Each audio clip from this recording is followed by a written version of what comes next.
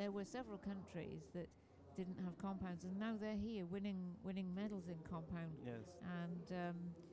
And the competition is fantastic, I think, between all the categories. So maybe we should ask for less recurve archers and some compound archers in the Olympics, the same as we have here.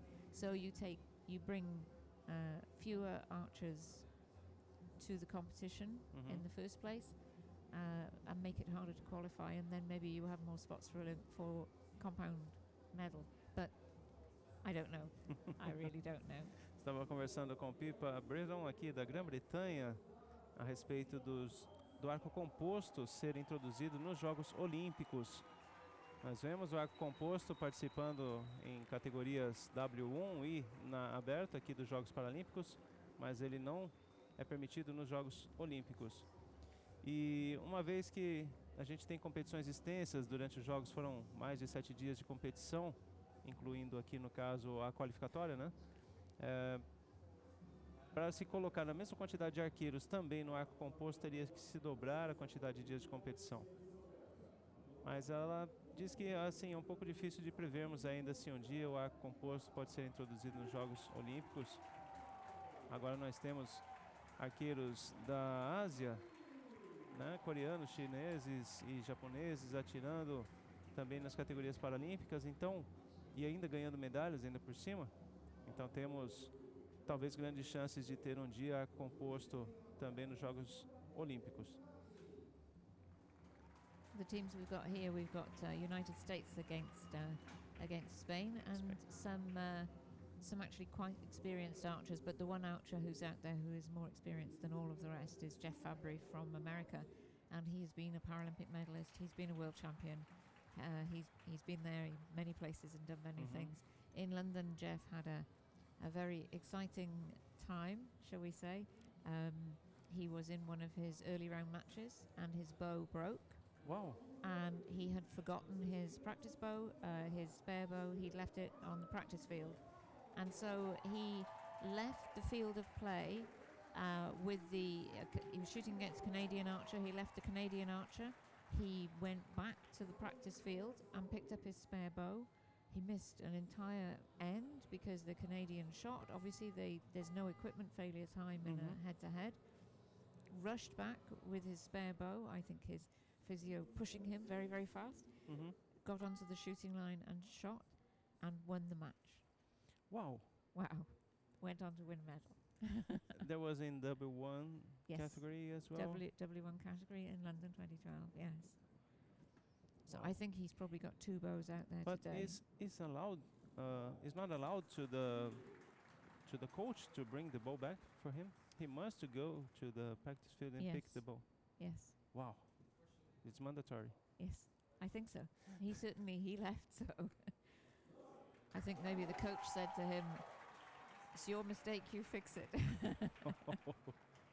Pippa contando aqui que teremos uma boa disputa entre Estados Unidos contra a Espanha e que temos um arqueiro já muito experiente disparando, Jeff Fabry dos Estados Unidos, e que em Londres ele teve um caso aqui muito curioso. Os arqueiros normalmente eles utilizam 2 arcos, um arco principal e o seu arco reserva, e justamente numa partida em Londres, nos Jogos Paralímpicos de Londres, Jeff Fabry teve uma quebra de equipamento e ele teve que sair do campo para buscar o equipamento de reserva que ele havia esquecido no campo de prática. Ele acabou perdendo uma série inteirinha, mas voltou a tempo de atirar o restante e ainda acabou vencendo a partida. That was a really fantastic 10, wasn't it, from Manuel, Spain. Put in a fantastic, really close to the middle, fantastic X10. Quarta flecha desta série, a equipe dos Estados Unidos tem 27 pontos. Disparando ali 5, 9, 6 e 7. E agora a Espanha tem um 7 e um belo de um 10 ali bem no meio. Liliana Oliveiros. Liliana is shooting a bow that is less than 30-pound draw weight. Last time I spoke to her, she was shooting a bow 26 pounds. 26 pounds, and she gets. We have 33 pounds here in our info from the archer. So Very low poundage. very low poundage.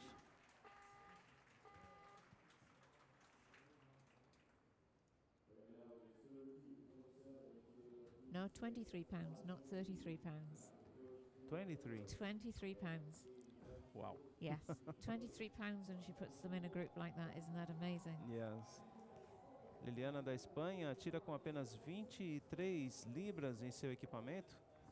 Os outros arqueiros, seu companheiro Manuel Sanchez, 44 libras, quase no limite permitido, que é de 45. Lisa Corriel tem 34 libras no seu arco. E Jeff Fabry, 45 libras. A potência dos arcos é determinante nas competições, uma vez que a flecha chega com maior velocidade no alvo, sofrendo menos interferência do vento, inclusive. Então, um arqueiro que atira com potência menor, normalmente ele fica desfavorecido. E é por isso que é limitado a apenas 45 libras a potência máxima dos arcos, diferentemente do que é permitido no composto aberto, que é de 60 libras.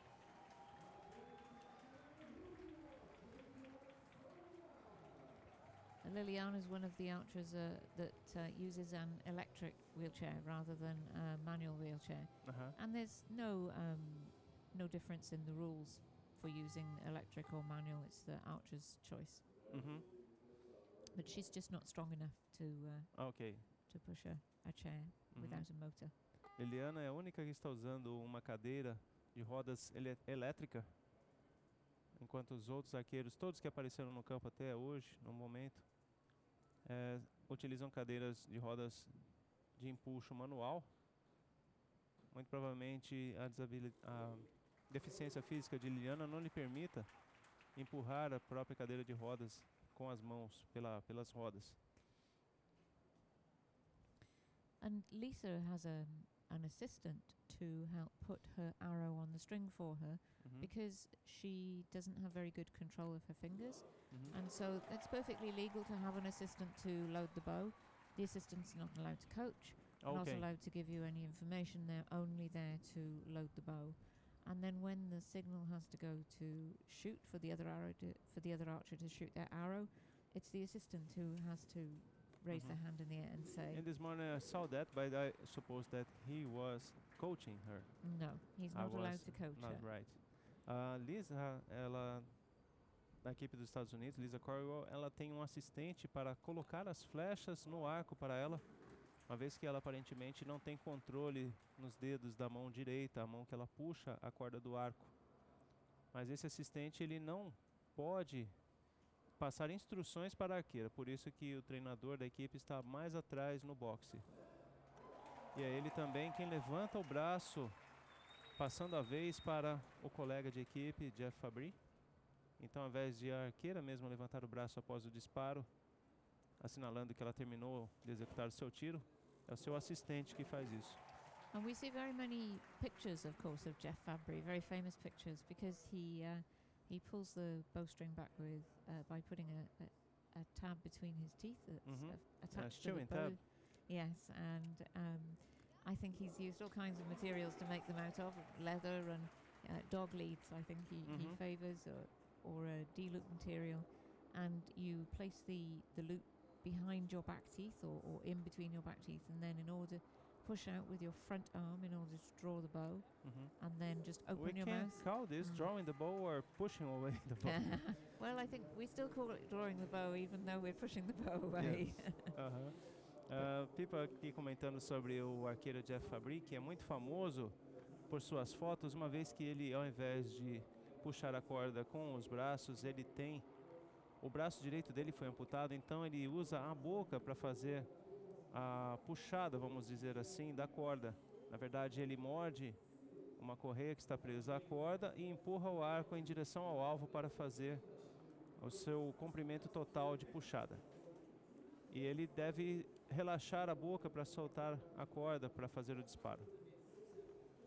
I already tried this once. Oh gosh! With a low poundage 34 pounds compound bow. Wow!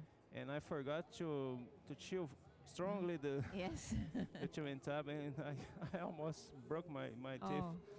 I've never tried it. I like my teeth too much. But as a coach, I had to try this Yes. because one day maybe I will start Maybe. coaching umpires, archers. So we need to try this. Yes. And Jeff shoots in this way because he's And so Eric because Bennett. he only has one arm. And so Eric Bennett. Yes, Eric Bennett has because he shoots a recurve bow, he can't use a release aid, so he has to have a mouth tab, they call it. So just the same as a finger tab, it's a mouth tab. And Eric Bennett is the world champion at the moment. He won the World Championships in Donaueschingen last year. I was very impressed with his shooting, 70 meters, shooting in the gold ring. Yes, he's a very good shooter. Yes. Estávamos falando sobre outro arqueiro americano, Eric Bennett, que foi que dispara na categoria recurvo aberto, ou seja, atira a 70 metros e é arqueiro de arco recurvo, e ele usa também, por não ter o braço direito, ele puxa, ele morde, no caso, a corda do arco para fazer os seus disparos e acertando muito bem no alvo, nos círculos amarelos, muitas vezes. Eric's also a school teacher. School teacher. Yes, I think he teaches mathematics or physics, something like that. But yes, he's a school teacher as well. It's nice. We have here 63 points, USA.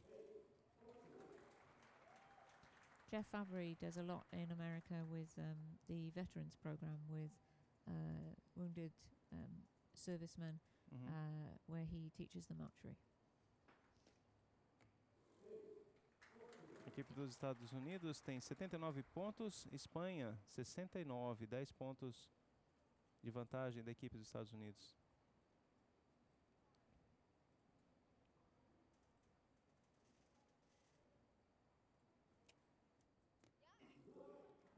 Oh, it's a great shot from Liliana. Liliana shooting 8, 9, 9 on the second arrow of these ends. In the first one, 7, 3, and 7 points. They went into the lead at the end of the first end. Spain were in the lead, but then USA have overtaken them. So I'm not certain what they can do now.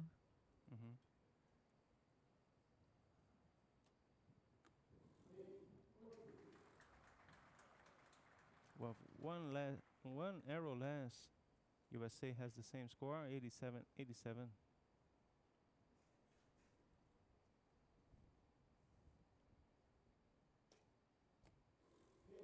It's a really good group that the Americans have got between them, but just a little bit above the gold. I think 3 of those arrows would have gone easily into the 10 ring.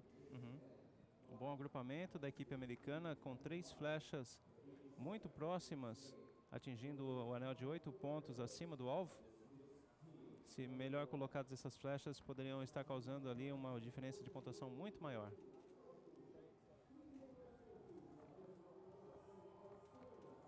E a vocês que estão ouvindo a nossa Target Rádio 2016, estão seguindo a gente também no Twitter, lembrem-se que para postar suas mensagens, usem a hashtag Target Rádio 2016, assim a gente pode colocar as suas fotos sempre visíveis aqui no nosso grupo.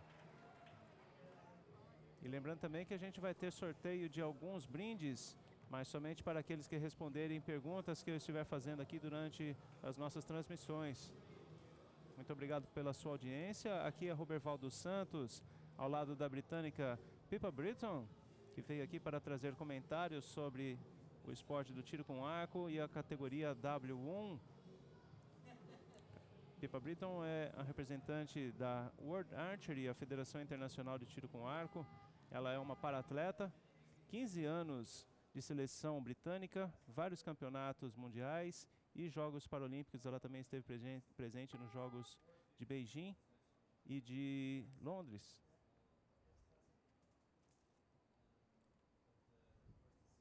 We have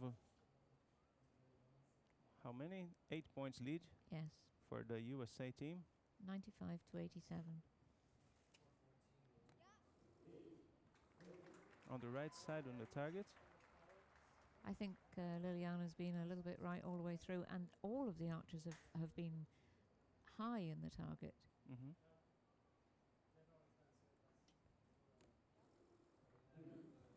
I wonder, looking at the where the arrow holes are, they're all high and slightly right, so maybe that's the effect of the wind could easily be different from the practice field.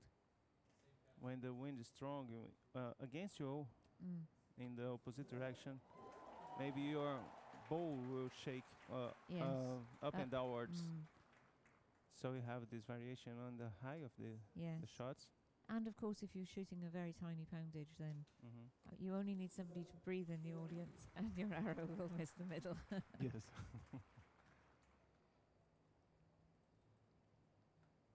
And I can see differently from the recurve when you have your anchoring. Yes. I can say more positive. Yes. On the W1, you have your anchoring more floating on your Yes, I think for face. for a lot of W1s that's true, because they maybe not have the same level of muscle strength to be able to hold a very tight anchor position, or sometimes they can't raise their arm in the same way, because these are the people with the greatest level of impairment. There are always going to be challenges. But they are still shooting great. Yeah, great scores. With so many imperaties and so when so USA less resources they have. Yeah, USA are on 120 and they still have 1 hour to shoot. Estados Unidos já na frente, com uma flecha a menos, já tem essa disputa vencida. Jeff Fabry, então, marcando 8 pontos, 128 a 113.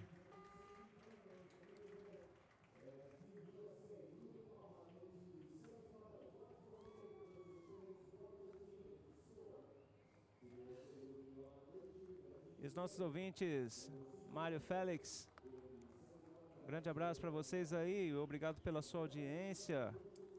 Mandando aqui mensagens pela Target Rádio 2016 no Twitter.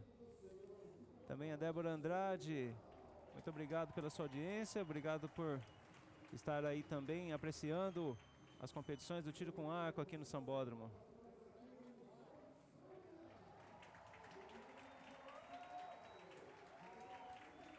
Parabéns às duas equipes, parabéns à equipe da Espanha, parabéns à equipe dos Estados Unidos que avança para as semifinais.